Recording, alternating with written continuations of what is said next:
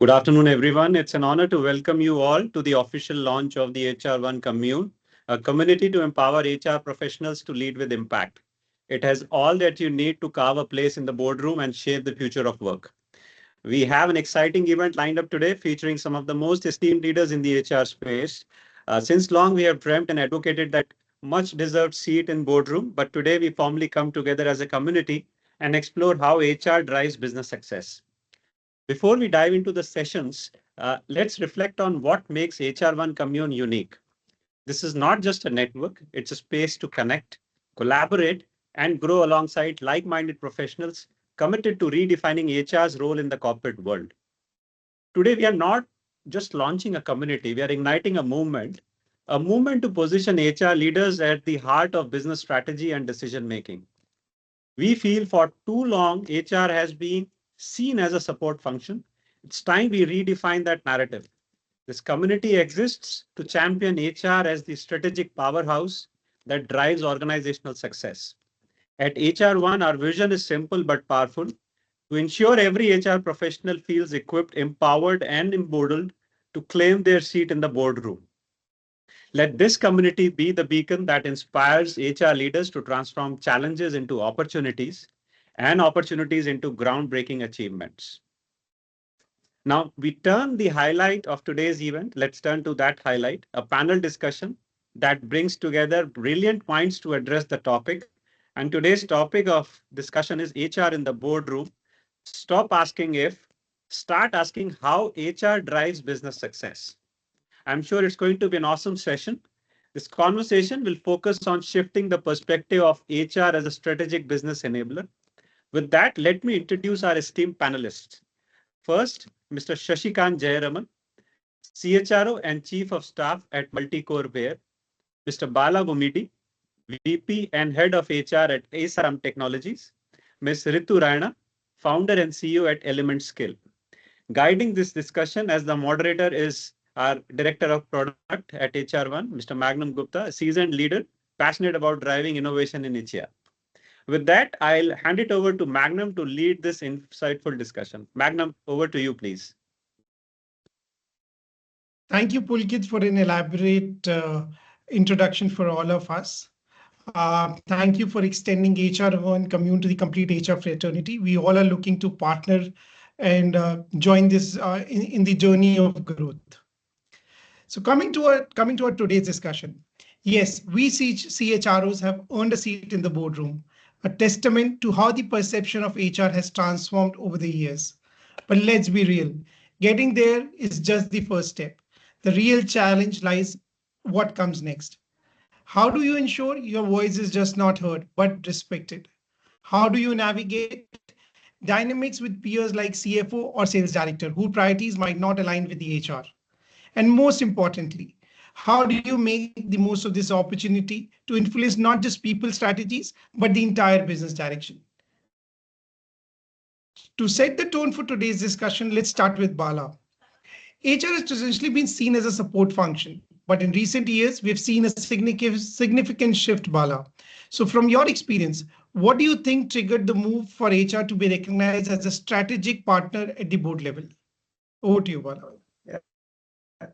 Hey, thank you for setting the context. First and foremost, hi everyone, and thank you HR1 for having me here. Other day when I was talking to the HR1, they said they started the launch of HR1 Commune. It's a fantastic initiative to bring HR community together under one roof, be it for networking and collaboration, right? So yeah, so moving on, it's a fantastic question because this is the question which we keep talking about.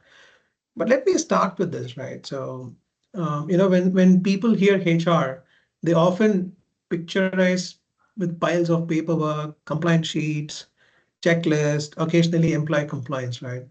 But what if I've told that HR is much more than that, right? That's what it's all about. In fact, I would say HR has evolved into a powerhouse driving business strategies, growth, innovations, and yet there are still few myths hanging around about HR's role. I would say the triggering for the shifts, right? One, I would primarily contribute to the globalization. See, organization being expanding into global markets and requiring tailored talent and strategies to handle this diverse and competitive environment. So eventually, if you see, HR has become critical in managing cross-cultural teams and global talent functions. Today, being Desradam, we have offices in India, Japan, US, Canada, Germany, and shortly we'll be opening in UK as well as in Middle East. So that's the diversified culture we're going to manage, right? And also, one more point I would like to highlight is going to be knowledge economy, the rise of knowledge economy, right? The industry is shifting towards knowledge and service-driven models. So human capital becomes the most important asset for any organizations. So company recognizes the strategic HR practices could directly impact or have an influence, right, in their success, right? Another one would be on digital transformation with rapid advancements in technology. HR took the lead in driving cultural agility, be it upskilling, cross-skilling the workforce plays an important role. So many companies, if you have seen, they've invested wisely, heavily in HR-driven programs to adopt employees to automate, and of course, AI is one more. Be it Very true. pandemic, right?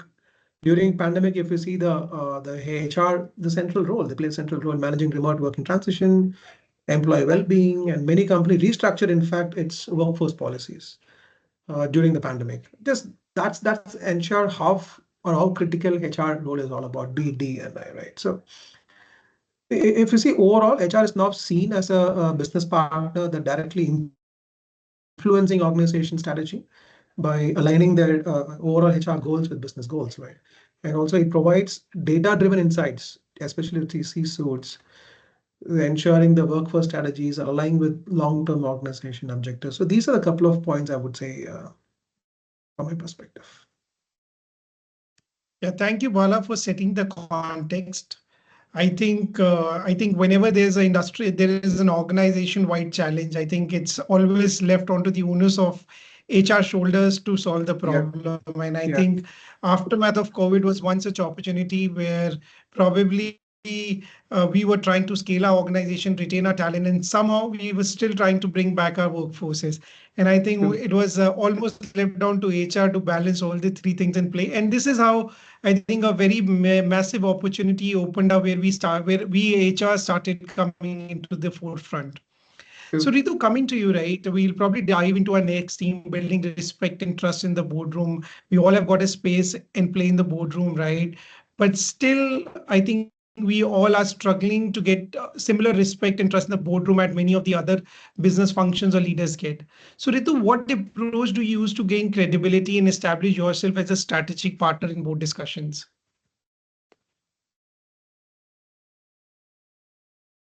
Ritu, you are Sorry. on mute. Yeah. So now you can hear No me, worries. right? Yeah. Very well. So, Magnum, I think before I really get into the questions answer, I just want to take a step back. And if you look at Sure. the existence of the boardrooms and why did they exist and why did they start? You know, when organizations were getting formed and world was getting more organized with different entities set up, board was set up as a regulatory body to help the organizations run the show.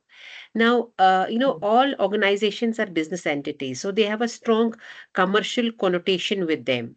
So, automatically, what comes very naturally is the finance angle of the business. So, you had audit committees, you had finance, they had a very natural role in this process, and they started becoming very, very important. And when the technology started driving everything and business models were getting disrupted, you started having subject matter expert or industry veterans in the boardrooms because they were helping them to spearhead or navigate. For example, if you're a telecom company, you would have a telecom veteran in the board. If you're a finance company, you would have a finance veteran in the board. Now, so every role in the boardroom had a need which was created either because of their existence or because of the context. Now, eventually, what happened, and I go back to what Bala said about the knowledge economy. If you see what has happened in the last 10 decades, last one decade, last 10 years, is that whole context has got disrupted. It's no more an industrial era. Your business models can be driven by the brain power within your organization. So what has that led to? That has led to the importance of talent in the context. Now, when it comes to the importance of talent in the context, so obviously you having a CHRO or an HR head person in the board becomes really, really very important. But the difference and why it is not still so strongly there is because there is a direct, or I would say, tangible correlation for between the finance, between the domain expertise, and between in the HR. Now, I'm sure, unfortunate things which we have heard recently is because of this so-called people practices, boards got toppled. So now, of course, we should not wait for those situations. So the reason, I think, is a lot to do with HR as well. How do we position ourselves by having enough knowledge and start making connection between the human capital and the business success? And sometimes I feel we get really caught up in more transactional or tactical things, because what has happened in the last 10 years is a 360-degree shift, and we were not ready for this. We were still operating in our old molds. And again, we are not finance and we are not a domain expert where correlation is easy to find and everyone can understand. So here, sometimes you go to a reactive mode. I think, yes, I agree. Its place is still not there. But to make a place there, our readiness is very, very important. Organization or boards are realizing this importance only when things start breaking. But if you convert them into numbers and start showing the predictions or predictability, what could possibly happen if we will not do this, I think that would change the whole game. It's about our readiness and change in the context. And from my perspective, there were three waves: finance wave, domain expert, finance was natural outcome, domain expertise wave because technology was driving everything and business model were getting, this thing. And now this is the third where, I'll just give a very simple example. There's a study by World Economic Forum which says by 2025, 44% of the workforce will not be having the skills which are required for the jobs to be done. Now, if you see that you will not have people with skills for jobs to be done, you need an HR expert in the boardroom to tell them what places we need to invest to be ready for the future business models. So, for that, again, our preparedness is important. And I think if we prepare ourselves well, time is right because the need is high. It's just that we have to be more prepared and navigate it well. Some very interesting and relevant points made by Ritu. Thanks for sharing your perspective. I think it's very important for you to come ready with some data-driven insights that correlate with business needs and present the right business use cases that how you're going to move the needle. Some very fine points, Ritu. Thank you for sharing them. Shashikant, moving on to you, right? Many times I've seen internally, even within my organization, time every time an HR comes with an initiative to drive a change, to come with a new practice, and somehow there are different business leaders, HODs, who will have a very diverse perspective on it. So, how do you handle situations where HR perspective clashes with other business unit priorities? Somehow the business always happens to get that edge and the little say to influence these decisions. So how can we navigate such situations? You're on mute, Shashikant. Sashikant, you're on mute, please. I'm sorry, I didn't realize I was on mute, and I don't know when I went on mute. But then, No worries. I see HR is not allowed to talk. But jokes apart, HR is talking. Technology is not allowing you. technology is not allowing. I work for a tech company, by the way. Good one. But yeah, I think this HR's perspective clashing with business. Why should it clash in the first place? I want to make sure as an HR practitioner, if my vision is in perfect alignment with that of business outcomes. my existence is a subset of my business existence, the business goals that we have set out for. Truth be told, if there is no business, there is no HR. We exist because there is an opportunity to serve and play a part in furthering certain business interests and leading to certain outcomes. So the fundamental thing I would look for is, if I speak the language of business, if I am aligned, there are lesser chances of the so-called clash. I see three things where the focus could help have better collaboration than confrontation of perspectives between business and HR. One, balancing short-term needs and long-term needs. If, as a company, I'm focusing on short-term needs, hey, you know what? I need 100 people to be recruited in 40 days, come what may, I'm not bothered about anything. Then you always come back and say, hey, you know what happens to the cultural fit?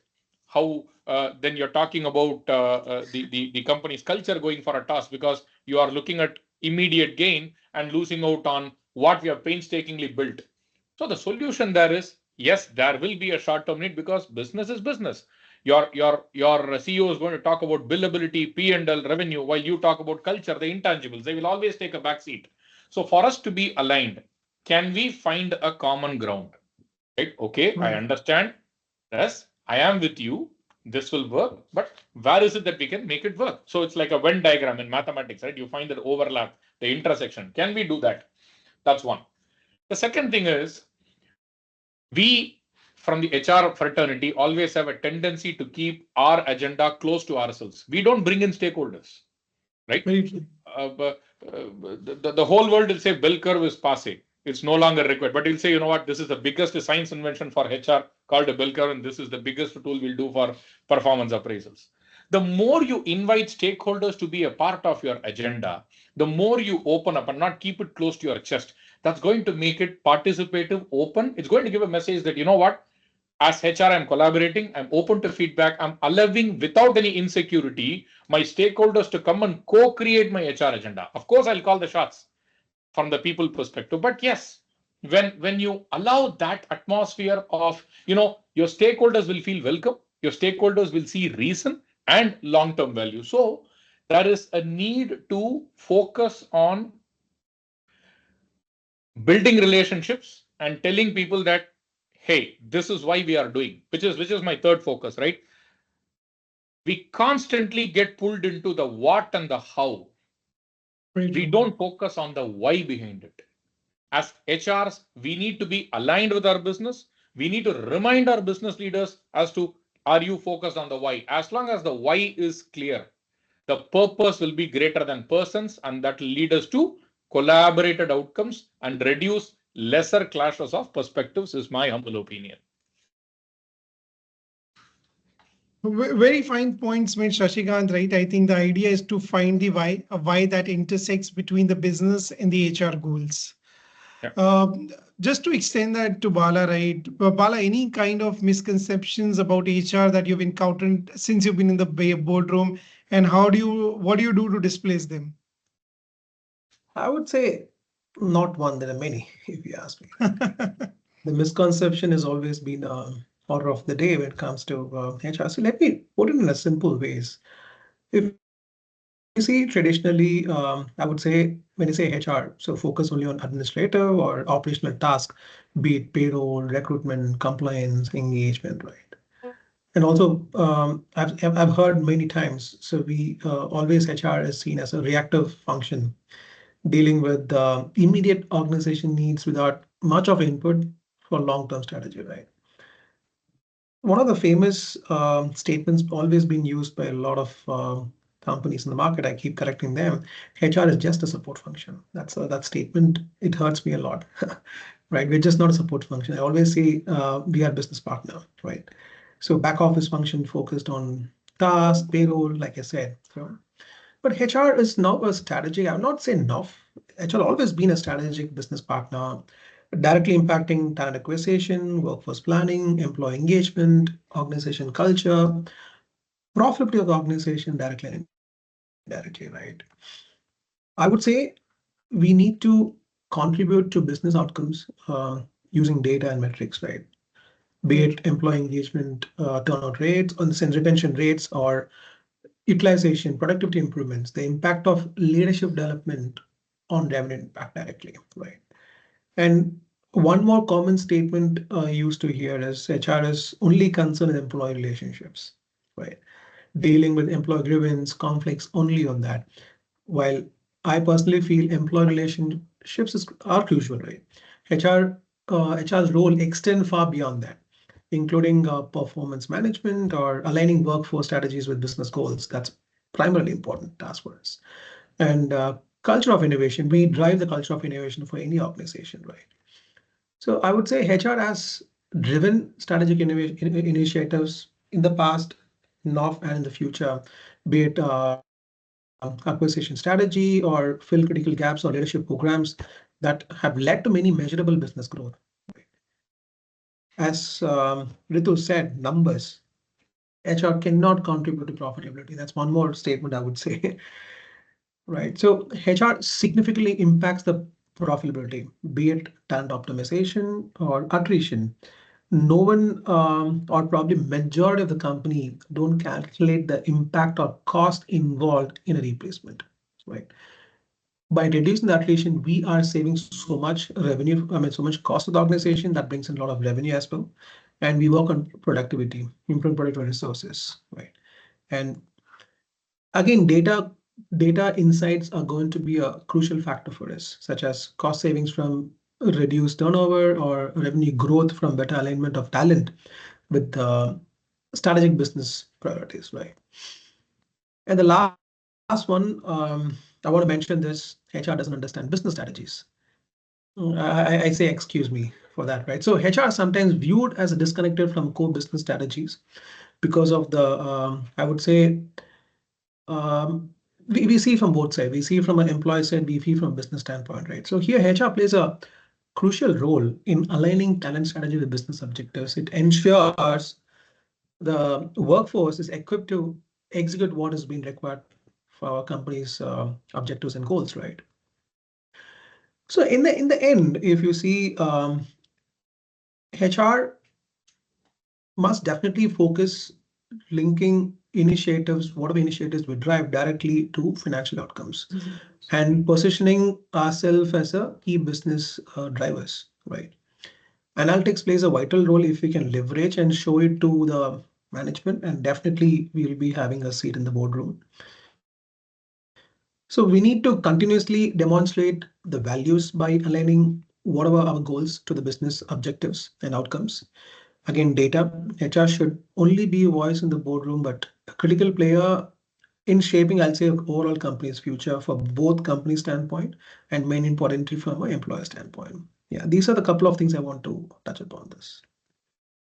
So the core and thought I see being echoed is linking HR initiatives to business outcomes and having a framework in play to translate HR contribution into tangible business outcomes. Exactly. Just an extension to that thought, right? That maybe could be the second theme of this discussion as well. So Shashikant, can you share an example where any HR initiative that you championed resulted in some measurable business impact? Well, quite a few. Where do I start? The fact that we don't. So let me give you this. How do I build a culture of trust? If I don't trust my employees, how can I expect my customers to trust my employees, right? So we have always focused on building trust amongst employees, saying, hey, we have absolute flexibility, open door, anybody can talk to anyone, and it's a no frills organization, right? So when we talk of culture, when somebody applies for leave, I'm giving you a very simple, a very rudimentary routine in our official lives, but which can have a very deep impact. When somebody asks for leave, we don't allow them to ask. We let them inform and go on leave. When an employee takes leave, it is assumed by default that, okay, there is a great degree of responsibility and maturity with which somebody wants to go. Hey, there's a client delivery. We want this. We want to do this. There are production dependencies. You don't want to take that rope and try to get preachy or bossy there. The fact that each person is a stakeholder in my organization is embodied in this. And when you do that, right, people feel empowered, people feel happy, right? The uh, other thing that we typically do is we cut across boundaries, right? When I say we cut across boundaries, uh, there are these small water cooler conversations that we create. Basically, we listen as an organization. What does a very innovative, highly ambitious engineer expect you to do? Listen to his idea. You say one of your core values is innovation, but if you don't listen, then what happens? So the basics is, am I being empathetic? Am I listening? Am I trusting my employees? These three intangible levers from HR, when I do this, I'm able to see that people feel valued. When they feel valued, there is a great degree of stickiness in the company. I can proudly tell you that I represent the IT industry. We are a mid-sized IT organization. Talent churn, attrition is not my problem. Would you want to take a guess as to what my annual talent retention rate would be? Just a wild guess. Talent retention. Or let me inverse 92%. the usual question. 90-92%. What is the attrition rate? Say 7 to 8%. You seem 6%. pretty confident. 6. Oh wow! I went as low as I could. That's And when amazing. retention is not my problem, right? When I'm able to retain people, that means people believe in your goals, are aligned with the outcomes that we aim for, and are in this together. So that to me is a huge gift. It gives me business stability. It gives my sales team to go and attack business opportunities and come and say, you know what, we can double our revenue this year. So that peace of mind is the biggest tangible, intangible benefit that we are delivering day after day to our business stakeholders, and that's something I would proudly state as our crowning jewel in our alignment with business objectives. Shashikant, we surely have to do a case study with you how to retain the talent so effectively. You're welcome. We are based out of Chennai. A good Rajinikanth movie with some nice dosa and a filter coffee is on me. Anybody is welcome. Dan's looking forward for this engagement very shortly, right? So Reetu, I know you do some amazing work to probably bridge the gaps between skills needed and what's available at the starter career points, right? So Reetu, would you like to share any such example where any such HR initiative, maybe in terms of skill alignment or in any other direction that has had positive business impact?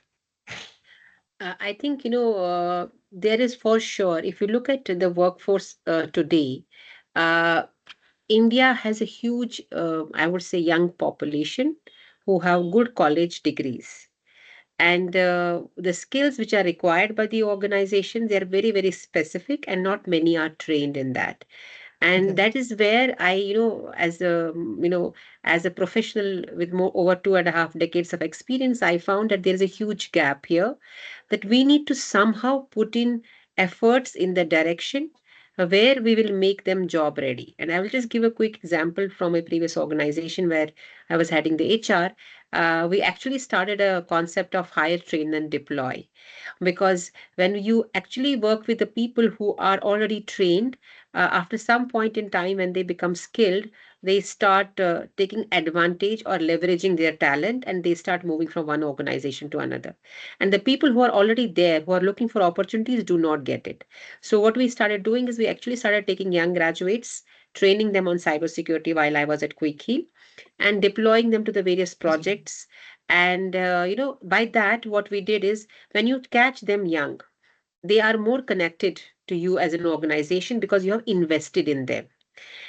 Number one. Number two, since they have no prior experience, you are their experience number one. So they are starting their career with you. So it helps you in engagement. Now, the question is, there are two sets of organizations. One is, of course, the product organizations who can afford to invest and do this hire, train, and deploy. And another is the services organizations where they do not have a time and they need money, people on the fly. So currently also we are working with a couple of the organization which includes, banks and IT companies, where we pick up the people, train them on different skills, and deploy them within the organization. So it helps to serve two purposes. One, for the organization, they get ready people, and for the people who are ready for the jobs but not getting the jobs, they get the jobs. So I think this is a very small, I would say, a drop in the ocean what we are trying to do, because the demand is as huge as ever. And the another challenge which is happening is also is change of skills is very, very fast. So if Okay. you ask me, Magnum, from my experience, HTD, which is hire, train, and deploy, is the only way to fill the gap, which we are trying to do best of our capacities. And second is creating a culture of continuous learning within the organization. For example, in one of my previous organizations, what we did is we started the concept of shadow skills, which means if you're working on a project, have not more than one or two experts, have two were new, allow them, Amazing topic. and give them P2, P3, let them experience P2, P3, and they will move to P1 eventually. And the best thing with these young folks is their learnability is much faster than older people, including me. So which, because I think experience teaches us a lot, but experience also becomes a barrier for our learning as we grow. So if you are able to leverage that and create robust HDD models and shadowing models for skilling, I think that can work very well for the organization. But unfortunately, many organizations need instant talent, but there is nothing called instant in the world. I think everything needs investment. Either you invest now or you invest later. I think it is better to be wise and invest now rather than investing later, because then you realize there is nothing else which is going to work. Right? So this is the two concepts which have worked very well, Magnum. And I think as we move forward, it will start becoming more and more, I would say, part of the whole ecosystem, because you will not be able to find the talent in the market. Your skills are changing, your technology is changing. There is a technology called service now, and do you see how much of a fight and war for that talent is outside? So Mhm. you can't afford to do that, right? So I think as an organizations, the more and more we adapt HTDs, the more and more we adapt shadow talent, we'll be able to do much better job in terms of skilling the people. Yeah, thank you, Ritu, for sharing that. Right, I think one thing you're right. Just if the people enablers can actually build a culture of learning and growth, I think that could have a very positive effect on the business. And I also heard you probably again resonating Shashikant's thought of showing trust in employees and they reciprocate faith. We're very happy to see a lot of aligned thoughts in this direction. So with this, right, we would love to hear your Just closing one thoughts. point, Yes. Magnum, since you mentioned Shashikant's point about the trust, I have a favorite line that to all the hard problems, you have soft solutions. Oh, wow. So even though, if you have trust in place, engagement will happen. You cannot just, say that I will do trust by giving perks. It doesn't happen that way. Very true, very true. I personally believe, right, for true engagement to happen, the engagement has to happen beyond employees. It has to happen across families. It has to happen across organizations and teams. But very here to happy to hear these thoughts, right? So I would love to hear the closing thoughts around probably our last theme, the future of strategic HR influence. We'll go ahead with you, Bala. So Bala, how can HR lead addressing emerging challenges like AI adoption or maybe hybrid work models or talent scarcity?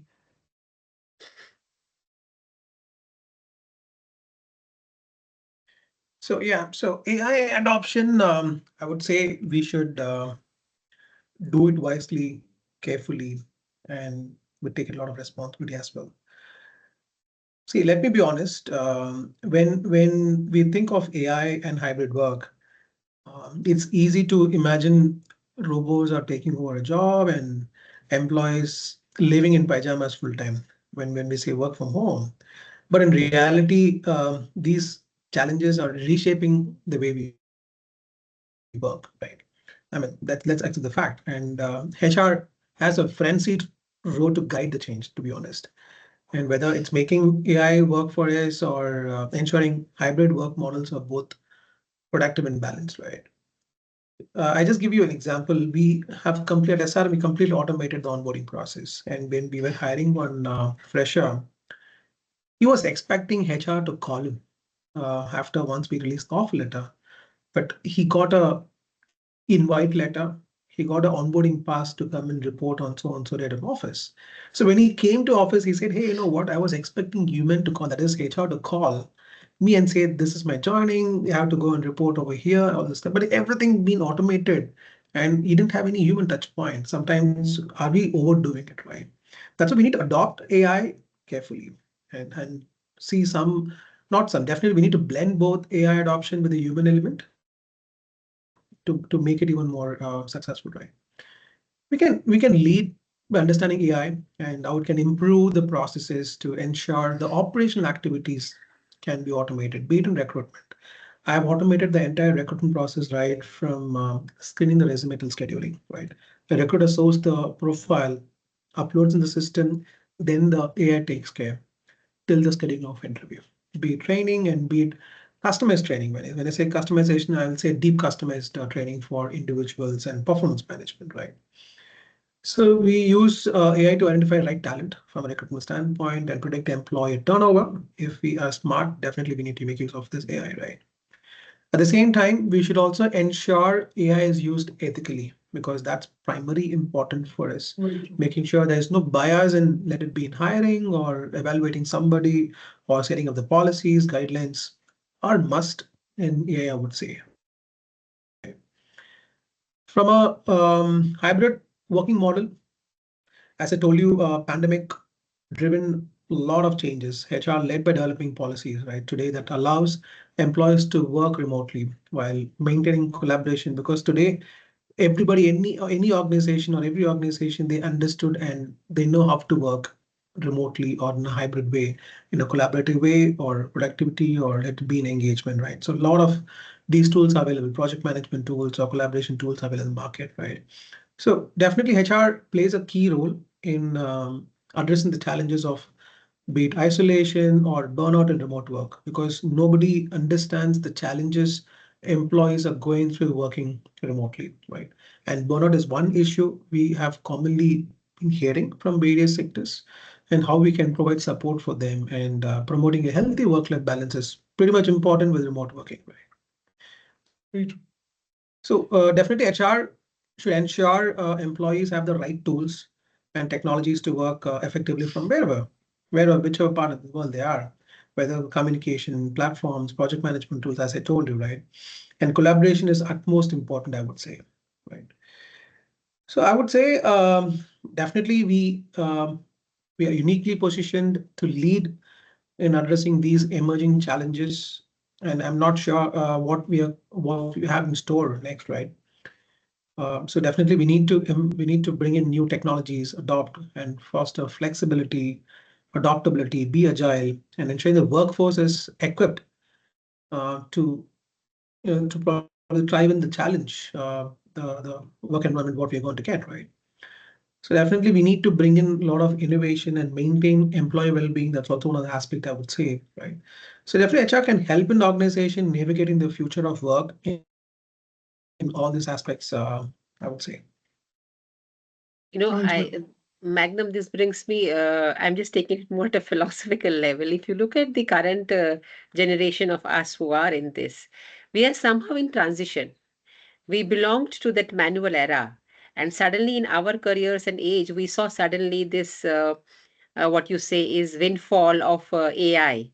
So for Yeah. us and for the specifically workforce of our generations, there is always this struggle. What is better? What is best? Am I missing the human touch? I'm going to Bala's point that the employee was expecting someone would call. But having said so, I think what is imperative is if we will not adapt, we will vanish. It's like, survival of the fittest for sure. But yes, at the same time, how much and to what extent we should go is very important, and more than anything else is the ethics. so Very that true. we are in line. So I think we have the last 5 minutes, but I like to say something on AI adoption. I think AI presents a beautiful opportunities for all the HR leaders to get the say in the business boardroom, right? So whenever transformation has to happen across the organization, I think the prerogative is on HR, something I said earlier also in the discussion. AI as a skill is something that has to be developed across departments, across different levels within an organization. And most businesses, they are very overwhelmed in doing what's needed today. If HR could actually carry the baton of developing AI as a skill across the organization, can start closely work with different departments, just the way, right, we run goals and performance reviews, the complete performance appraisal process across the organization, we work closely with the business. Similarly, if HRs could run the complete initiative of developing and harnessing AI as a skill or the across the organization and creating a larger impact towards the business goals, I think it presents an great opportunity. Coming to the last closing thoughts from Shashikant. Shashikant, what advice would you like to give to current and future CHROs to ensure they remain indispensable as strategic leaders? Last 2 minutes. Sure. So, okay. So the first input to all CHROs is stick to time, like how Magnum has given me 120 seconds. But then, jokes apart, I'll take off from where both of them spoke about AI, right? The challenge and the goal ahead for HR practitioners ahead is not to know whether AI can be used or not. AI is given, it's going to come and inundate our space.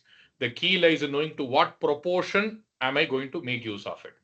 Somewhere, I would like to strongly believe that while business outcomes are there, while diversity agenda is there, while recruitment mandates are there, one of the key things that will occupy the agenda on the table of a CHRO is mental health. Given that we are all working remotely, most of us, and of course there are return to work initiatives, some forced, some organically introduced. Uh, Despite that, I think the need would be to see what kind of mental health can I maintain within the organization. So that's one focus. As much as we speak about systems and processes, HR professionals have a tendency to cling on to processes and say, you know what, this is important. Gone are the days where you will have standardized policies. The need is to move from standardization to customization because every employee is looking for an experience, not work experience, but an experience at the workplace. So focus on employee experience, right? Remember that outcomes are greater than processes, right? Know to what proportion you want to make use of AI, and of course, uh, personal credibility and ethical leadership. I heard Reetu speak about that ethics, right? Ethical leadership is so needed today. And if we can set the tone there, you're talking of walking the talk and setting the stage for some beautiful culture to blossom in our respective organizations. So uh, there are hundreds of things that HR can chase, but at the end of the day, if we can stick to HR is to employee ratio healthily. We seem to be compromising on it because of adoption of technology and budgets, right? If we could have a healthy HR is to employee ratio, 1 is to 150 employees, I'm just giving some random numbers, then you're talking of a healthy, collaborative, fostering, blossoming culture ahead for all of us. Thank you. I think Sashikant actually overran my minute, but he has actually done the part where I was supposed to sum up today's discussion. So he's pretty much done that on my account. Thank you, Sashikant, for wrapping a session, not how to just earn a seat in the boardroom, but how to thrive and create a lasting impact. Let's leave here today with a renewed commitment to take ownership of this opportunity, make our voices count, and redefine the board's perception of HR. Thank you, Bala, Srikant, and Ritu for sharing your valuable insights and to our audience for engaging in this conversation. Here is to a future where HR leads from front. Thank you, everyone. Over to Pulkit. Thanks to all our panelists and Magnum for such an engaging and thought-provoking discussion. Truly loved that discussion. Next, let's learn more about HROne Commune as a platform, right? So I'm going to share my screen and I'm going to walk you through what this platform is, how it works, and how you can make the most from it. So allow me a minute. I'll share my screen.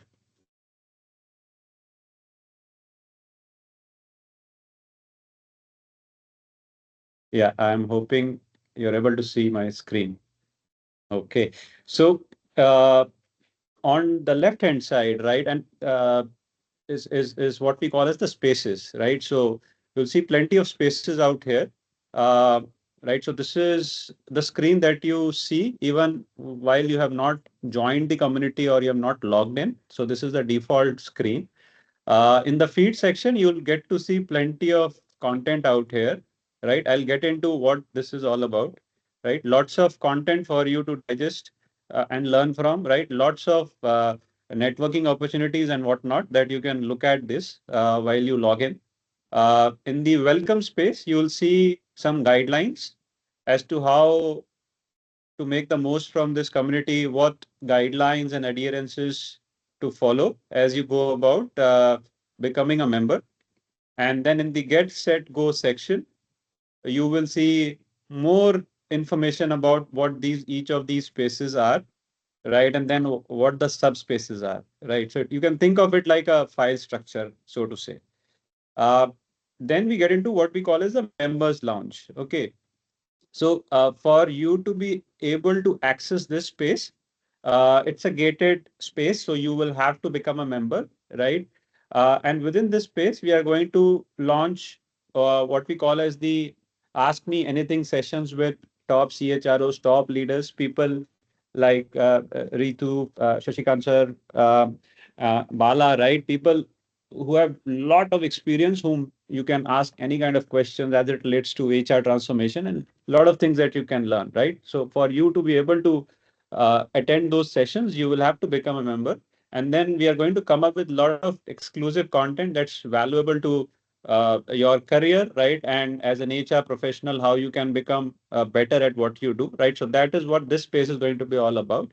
Then we have another space which is called the events space, right? Within the event space, you'll get to see real-time updates on all the events, everything that HROne is carrying out, right? So we have HROne Propel event coming up in Indore, right? That's on December 6th. Then we have master classes, right, that we have done in the past. So you can see the past events as well here. Whatever is upcoming, you can get real-time notifications once you become a member, right? So you don't have to wait and come to the website every now and then. You will get to know whenever whatever event happens, and you can right away register for that, right? All the webinars and everything that we do, you can get access from here once you join the community. Now, this one is interesting. We are also going to be launching what we call as the HROne Commune meetups. Okay. Uh, you can think of it like a mini version of Propel, right? But it's mostly going to be little informal sessions where HR community can sort of come together. They can talk about what's happening in their spaces, learn from each other, right? We will have plenty of discussions and we'll have a little bit of fun as well, right? To make it a little more vibrant, right? So that is what HROne Commune meetups is all about, right? You can get all real-time updates whenever these sessions are happening once you become a member. And then there is another space which is called as the Learning Hub, right? For us, it is very crucial that you become the best at what you do. So we are going to have a lot of polls out here. You can participate and sort of understand, which way the traction is going from a market standpoint.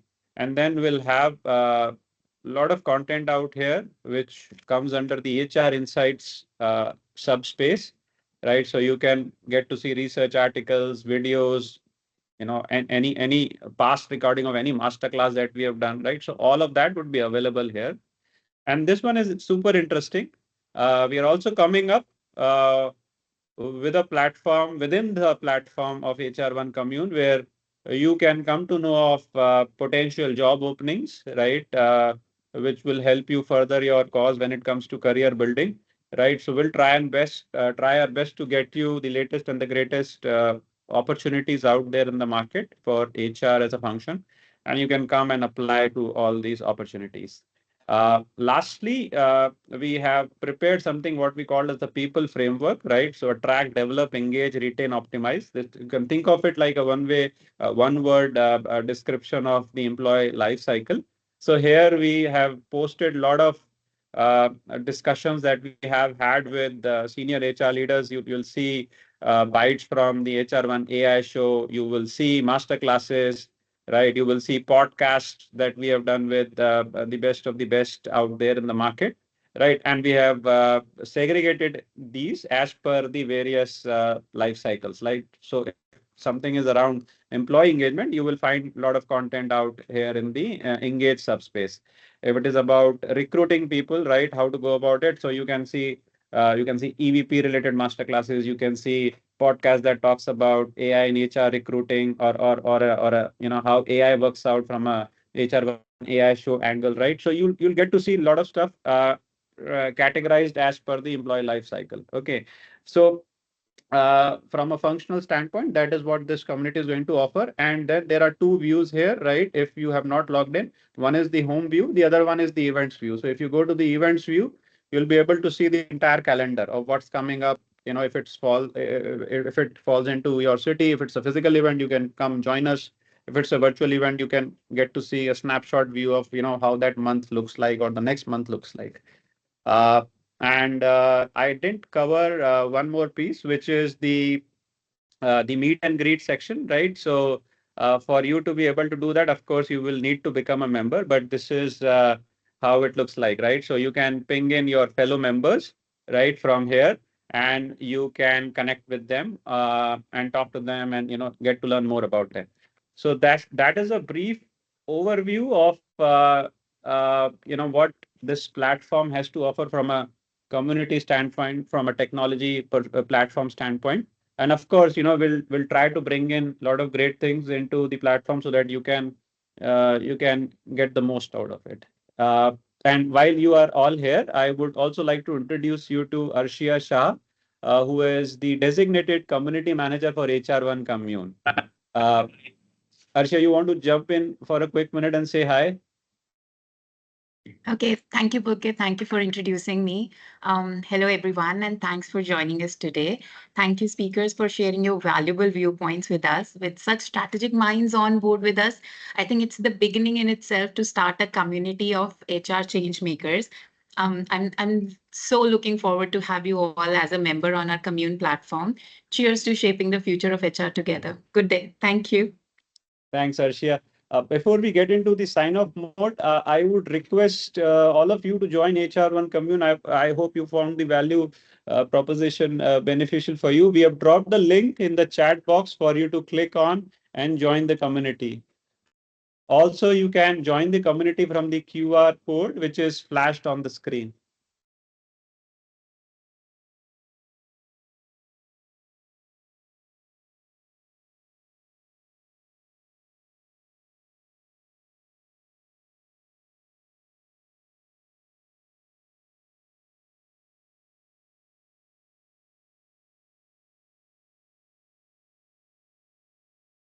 Okay, so you have the link in the chat box and also the QR code. I hope you have hopped on to the community, right? Okay. I hope you found the overview insightful, what I just walked you through. Just to wrap up, HR1 Commune is truly a community built for HR professionals who aim to grow, connect, and lead. And I hope with the exclusive content, network opportunities, job boards, and live events, you are going to make the most out of it.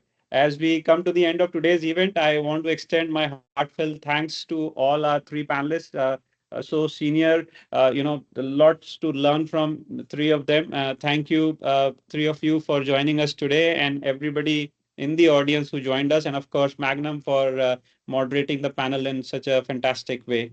Until we meet again, let's stay connected, keep learning, and continue to drive meaningful change. Thank you, everyone, and welcome to HR1 Commune. Thank